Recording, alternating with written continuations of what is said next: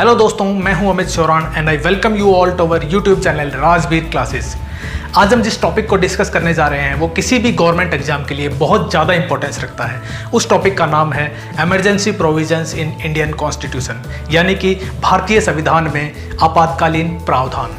Indian constitution के emergency provisions लिए गए हैं जर्मनी के वाइमर कॉन्स्टिट्यूशन से, और ये मेंशन्ड है इंडियन कॉन्स्टिट्यूशन के पार्ट 18 में आर्टिकल 352 से 360 के बीच में। कॉन्स्टिट्यूशन बेसिकली 3 तरह के इमरजेंसीज के बारे में बात करता है। आर्टिकल 352 के तहत नेशनल इमरजेंसी यानी कि राष्ट्रीय आपातकाल, दूसरी आर्टिकल 356 के तहत प्रेसिडेंट रूल और स्टेट इमरजेंसी यानी कि राज्यों में राष्ट्रपति शासन, और तीसरी आर्टिकल 360 के तहत फाइनेंशियल इमरजेंसी यानी कि वित्तीय आपातकाल।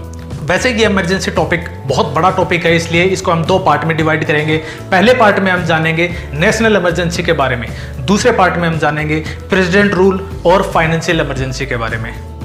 इस पहले पार्ट में हम बात करेंगे नेशनल इमरजेंसी की, जिसमें हम जानेंगे वो कौन कौन से ग्राउंड्स हैं जिन पर नेशनल इमरजेंसी इंपोज की जा सकती है। साथ में ही हम जानेंगे इमरजेंसी अप्रूवल सिस्टम क्या है और इसे एक्सटेंड या रिवोक कैसे किया जा सकता है। हम ये भी देखेंगे कि इंडिया में कब कब नेशनल इमरजेंसी इंपोज की गई थी और इसे इंपोज करने के कारण सिटीजन्स के फंडामेंटल राइट्स और सेंटर और स्टेट के रिलेशंस पे क्या इंपैक्ट पड़ता है। और लास्ट में हम वो सारे इंपॉर्टेंट कॉन्स्टिट्यूशनल अमेंडमेंट्स देखेंगे जो इमरजेंसी से रिलेटेड है। तो शुरू करते हैं आज का topic.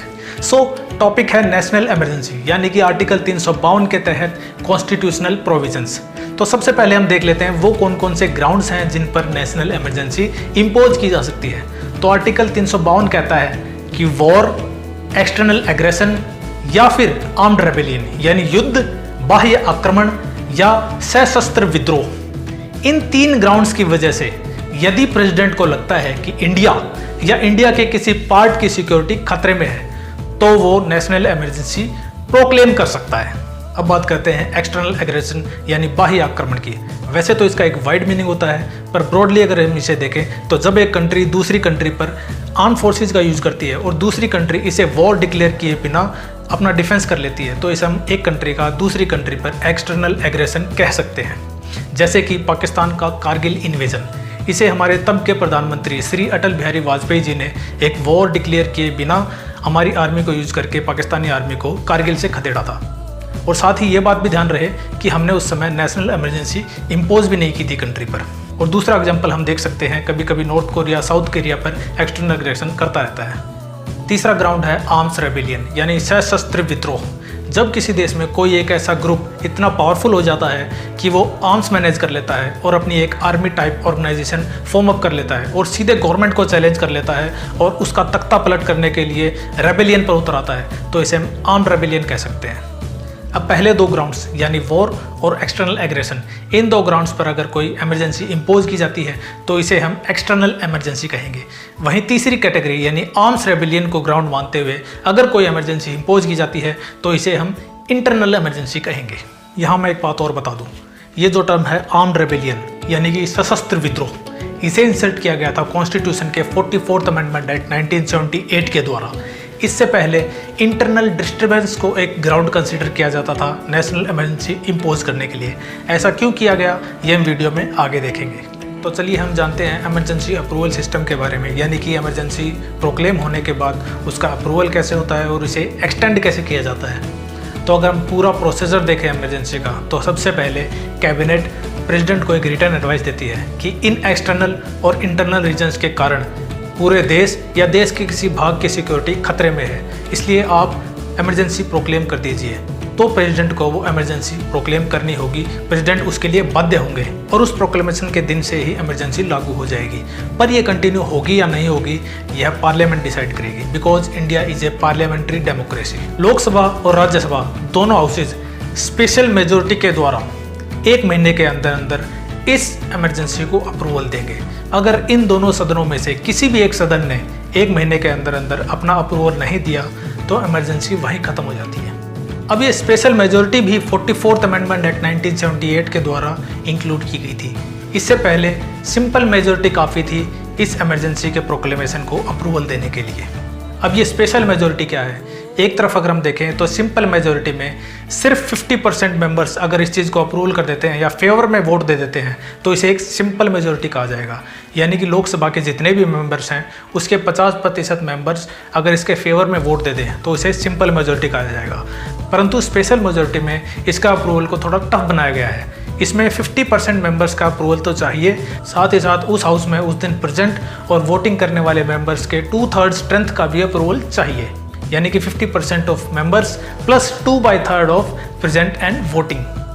Now this emergency will last for 6 months. अगर 6 मंथ से ज़्यादा इसे एक्सटेंड करना है और बढ़ाना है तो फिर से पूरा प्रोसीजर अडॉप्ट करना पड़ेगा। यानी बोथ हाउसेज यानी लोकसभा और राज्यसभा दोनों को फिर से स्पेशल मेजोरिटी के द्वारा इसे पास करना होगा और इसे 6 महीने के लिए और बढ़ाया जा सकता है। इसे 6 महीने करके इनडेफिनेट पीरियड तक नेशनल इमरजेंसी को लागू किया जा सकता है। अब ये समझते हैं कि नेशनल इमरजेंसी को रिवोक यानी स्थगित कैसे किया जा सकता है। नेशनल इमरजेंसी को रिवोक करने के 2 तरीके हैं। पहला, अगर प्रेसिडेंट को ये लगे कि कंट्री में कंडीशंस वापस नॉर्मलाइज हो गए हैं, इमरजेंसी जैसी सिचुएशंस पहले नहीं रही है, तो इसे प्रेसिडेंट वापस रिवोक कर सकते हैं। पर यहाँ मैं एक बात और बताना चाहूँगा कि प्रेसिडेंट इसे अपने आप अपनी मर्जी से रिवोक नहीं कर सकते। प्रेसिडेंट को इसे रिवोक करने के लिए कैबिनेट एडवाइस करती है। पर ऐसा भी हो सकता है कि कैबिनेट ऐसी कोई एडवाइस प्रेसिडेंट को दे ही ना, बिकॉज इमरजेंसी के दौरान कैबिनेट को बहुत ज़्यादा पावर्स मिल जाती है। इवन सभी स्टेट्स की पावर्स भी कैबिनेट के पास आ जाती हैं। हो सकता है कैबिनेट उस पावर को एंजॉय करने लग जाए और इमरजेंसी रिवोक करने की कोई एडवाइस प्रेसिडेंट को दे ही ना। तो इसके लिए है दूसरा तरीका। दूसरा तरीका यह है कि अगर लोकसभा एक सिंपल मेजोरिटी से एक बिल पास कर दे इसे रिवोक करने का, तो इमरजेंसी वहीं पे रिवोक हो जाती है। यहाँ एक बात ध्यान देने वाली ये है कि इसे इम्पोज करने के लिए स्पेशल मेजोरिटी चाहिए थी, पर इसे रिवोक करने के लिए सिंपल मेजोरिटी चाहिए। यानी कि ओनली 50% मेंबर्स अगर इसको अप्रूव कर दें रिवोक करने के लिए तो इमरजेंसी वहीं पे रिवोक हो जाएगी। एक बात और इंटरेस्टिंग नज़र आती है कि राज्यसभा का रोल इमरजेंसी को इम्पोज करने में तो है, पर इसे रिवोक करने में नहीं है, बिकॉज रिवोक करने के लिए सिर्फ लोकसभा का सिंपल मेजोरिटी का अप्रूवल चाहिए। और ये नेशनल इमरजेंसी को रिवोक करने का दूसरा तरीका भी 44th अमेंडमेंट एक्ट 1978 के द्वारा इंक्लूड किया गया था। अब जानते हैं इंडिया में कब कब नेशनल इमरजेंसी इम्पोज की गई। भारत में बेसिकली 3 बार नेशनल इमरजेंसी को इम्पोज किया गया है। पहली बार नेशनल इमरजेंसी लागू हुई थी 26 अक्टूबर 1962 को, जब चाइना ने इंडिया की टेरिटरी नेफा यानी नॉर्थ ईस्ट फ्रंटियर एजेंसी पर अटैक कर दिया था। ये नेफा अब अरुणाचल प्रदेश के नाम से जाना जाता है। उस समय प्रधानमंत्री थे पंडित जवाहरलाल नेहरू और प्रेसिडेंट थे सर्वपल्ली राधाकृष्णन। वॉर 21 नवंबर 1962 को ख़त्म हो गया।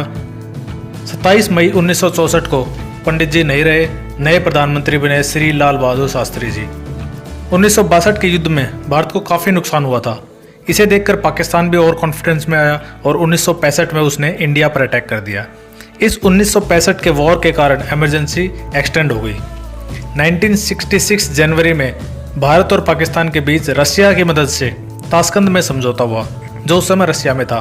आज ताशकंद रशिया से निकले उज्बेकिस्तान की राजधानी है। वहीं पर शास्त्री जी की हार्ट अटैक से मृत्यु हुई।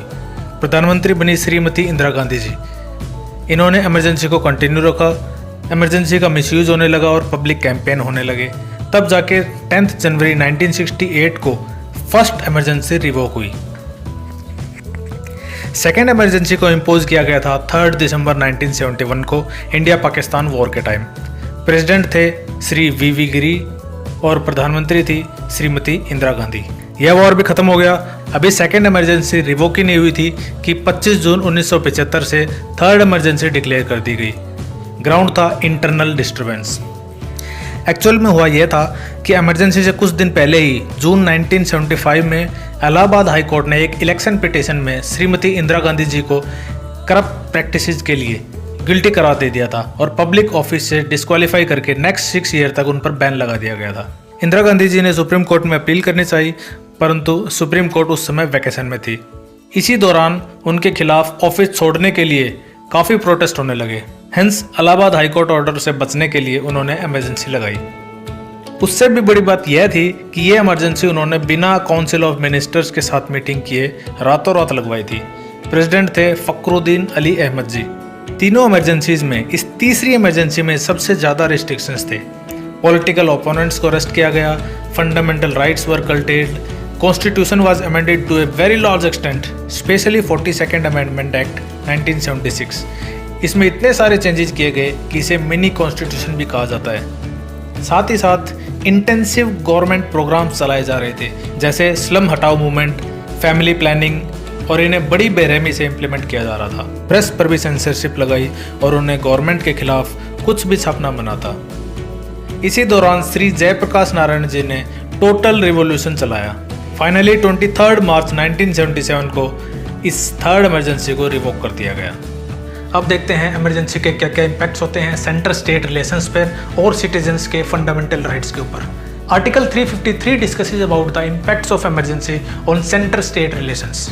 यह कहता है कि इमरजेंसी के दौरान सेंटर स्टेट को गवर्नेंस से रिलेटेड डायरेक्शंस दे सकता है। साथ ही साथ सेंटर स्टेट लिस्ट के सब्जेक्ट्स पर भी लॉ बना सकता है। वहीं आर्टिकल 358 और 359 में इमरजेंसी के फंडामेंटल राइट्स के ऊपर इम्पैक्ट को डिस्कस किया गया है। आर्टिकल 358 ये कहता है कि जैसे ही इमरजेंसी लागू होती है वैसे ही आर्टिकल 19 में दिए गए 6 फ्रीडम ऑटोमेटिकली सस्पेंड हो जाते हैं। यहाँ वर्ड ऑटोमेटिकली बहुत ज़्यादा इंपॉर्टेंट है। यहाँ भी 44th अमेंडमेंट एक्ट 1978 ने एक छोटा सा चेंज किया है। इसमें कहा गया है कि ये 6 फ्रीडम ऑटोमेटिकली सस्पेंड तो होंगे, but only in cases of emergencies which are imposed on ground of war and external aggression, not in case of armed rebellion. यानी कि सशस्त्र विद्रोह वाले केस में ये 6 फंडामेंटल राइट्स ऑटोमेटिकली सस्पेंड नहीं होंगे। आर्टिकल 359 ये कहता है कि प्रेसिडेंट इमरजेंसी के दौरान एक अलग से प्रोक्लेमेशन जारी करके बाकी के फंडामेंटल राइट्स को भी सस्पेंड कर सकता है। यहाँ पर भी 44th अमेंडमेंट एक्ट 1978 ने एक छोटा सा चेंज किया। इसमें कहा गया कि आर्टिकल 359 के अनुसार प्रेसिडेंट जिन फंडामेंटल राइट्स को रिमूव कर रहे हैं और सस्पेंड कर रहे हैं इमरजेंसी के दौरान, उनमें आर्टिकल 20 और आर्टिकल 21 वाले फंडामेंटल राइट्स इंक्लूडेड नहीं होंगे। यानी कि पूरी नेशनल इमरजेंसी के दौरान आर्टिकल 20 और 21 को पूरी तरह से सेफ रखा गया है। ऐसा इसलिए किया गया क्योंकि तीनों की तीनों इमरजेंसीज के दौरान इन दोनों आर्टिकल्स वाले फंडामेंटल राइट्स बहुत ज़्यादा सफ़र हुए थे। और आर्टिकल 20 और 21 में कौन कौन से फंडामेंटल राइट्स हैं ये आप कमेंट बॉक्स में लिख के बताएं। चलिए अब हम देखते हैं नेशनल इमरजेंसी से रिलेटेड वो कौन कौन से 3 इंपॉर्टेंट कॉन्स्टिट्यूशनल अमेंडमेंट्स हैं जो हर स्टूडेंट को पता होना चाहिए। वो हैं 38वां, 42वां और 44वां संविधान संशोधन। First we will talk about 38th amendment act 1975। इसमें आर्टिकल 352 में क्लॉज 5 को ऐड किया गया। आर्टिकल 352 का क्लॉज 5 ये कहता है कि इमरजेंसी को प्रोक्लेम करते समय प्रेसिडेंट ने जिन कंडीशंस और ग्राउंड्स को आधार माना था उन पर जुडिशियल रिव्यू नहीं हो सकता। यानी कि कोई भी कोर्ट उन ग्राउंड्स के ऊपर अपना निर्णय नहीं सुना सकती कि वो ग्राउंड्स सही थे या गलत थे। यानी कि प्रेसिडेंट के सेटिस्फेक्शन को फाइनल एंड कंक्लूसिव माना गया है। यानी कि गवर्नमेंट ने अपने पावर्स बढ़ाए थे इस अमेंडमेंट एक्ट के द्वारा। इमरजेंसीज हटने के बाद 1978 में जो 44th अमेंडमेंट एक्ट 1978 आया, इसने 38वें संविधान संशोधन को नल एंड वॉइड कर दिया और प्रेसिडेंट के सेटिस्फेक्शन पे जुडिशियल रिव्यू अप्लाई होगा यह कहा गया, क्योंकि यह माना गया कि हो सकता है कैबिनेट ने मैलिफाइड इंटेंशंस या पर्सनल बेनिफिट्स के लिए प्रेसिडेंट को ऐसी कोई सलाह दी हो जिससे नेशनल इमरजेंसी प्रोक्लेम की जा सके और असल में ऐसे कोई कंडीशंस कंट्री के अंदर ना हो। अब बात करते हैं 42nd अमेंडमेंट एक्ट 1976 की। इसे एक मिनी कॉन्स्टिट्यूशन भी कहा जाता है और यह एक ऐसे समय पर आया था जिस समय देश में तीसरी इमरजेंसी लागू थी। यानी कि यह तब की प्रधानमंत्री श्रीमती इंदिरा गांधी जी के इनिशिएटिव्स पर आया था और ये अब तक का सबसे ज़्यादा कंट्रोवर्शियल अमेंडमेंट है। इस अमेंडमेंट में कोशिश की गई थी कि स्टेट की पावर्स को धीरे धीरे सेंटर की तरफ शिफ्ट किया जाए। साथ ही साथ यह भी कहा गया था कि पार्लियामेंट आज के बाद कॉन्स्टिट्यूशन में कोई भी अमेंडमेंट लाएगी उसका जुडिशियल रिव्यू नहीं हो सकता। प्रीएम्बल में 3 शब्द जोड़े गए थे, सोशलिस्ट, सेकुलर एंड इंटीग्रिटी। और ऐसे अनेक पॉइंट्स इसके अंदर थे जिसमें सेंट्रल गवर्नमेंट की पावर्स को बहुत ज़्यादा इंक्रीज करने की कोशिश की गई थी, कैबिनेट की पावर्स को बहुत ज़्यादा इंक्रीज करने की कोशिश की गई थी। फाइनली हम बात करते हैं 44th अमेंडमेंट एक्ट 1978 जो तीसरी इमरजेंसी के खत्म होने के बाद आया था। इसे लाने के 2 मेजर एम थे। पहले, पार्लियामेंट इमरजेंसी के दौरान जो फंडामेंटल राइट्स को कर्टेल किए जा रही थी उन पर रोक लगाई जा सके, और दूसरे, इमरजेंसी इंपोज करने के तरीके को थोड़ा टफ बनाया जाए और इसे रिवोक करने के तरीके को थोड़ा आसान बनाया जाए ताकि कोई इमरजेंसी प्रोविजंस का मिसयूज ना कर सके कंट्री के अंदर। तो देख लेते हैं 44th अमेंडमेंट एक्ट 1978 के अनुसार कौन कौन से प्रोविजंस ऐड किए गए थे। पहला, इंटरनल डिस्टर्बेंस, जिसे ग्राउंड मानकर तीसरी इमरजेंसी इंपोज की गई थी। इस वर्ड को हटाकर इसकी जगह आर्म्ड रेबेलियन वर्ड जोड़ा गया। ऐसा इसलिए किया गया क्योंकि इंटरनल डिस्टर्बेंस एक बहुत ही वेग वर्ड था, इसका कोई भी गवर्नमेंट मिसयूज कर सकती थी। फॉर एग्जांपल अन्ना जी का एक आंदोलन था इंडिया अगेंस्ट करप्शन, हो सकता है गवर्नमेंट इसे एक इंटरनल डिस्टर्बेंस कह दे और देश में इमरजेंसी लागू कर दे। दूसरा पॉइंट, इमरजेंसी अप्रूवल के लिए लोकसभा और राज्यसभा की सिंपल मेजोरिटी की जगह स्पेशल मेजोरिटी को इंक्लूड किया गया। ऐसा इसलिए किया गया ताकि इमरजेंसी अप्रूवल करने का तरीका थोड़ा टफ बनाया जा सके। तीसरा पॉइंट, आर्टिकल 359 जो प्रेसिडेंट को एक पावर देता है कि इमरजेंसी के दौरान वो एक अलग से प्रोक्लेमेशन जारी करके बाकी के फंडामेंटल राइट्स को हटा दे या सस्पेंड कर दे। इन फंडामेंटल राइट्स में आर्टिकल 20 और 21 को एक्सक्लूड किया गया, यानी आर्टिकल 20 और 21 को सेव किया गया।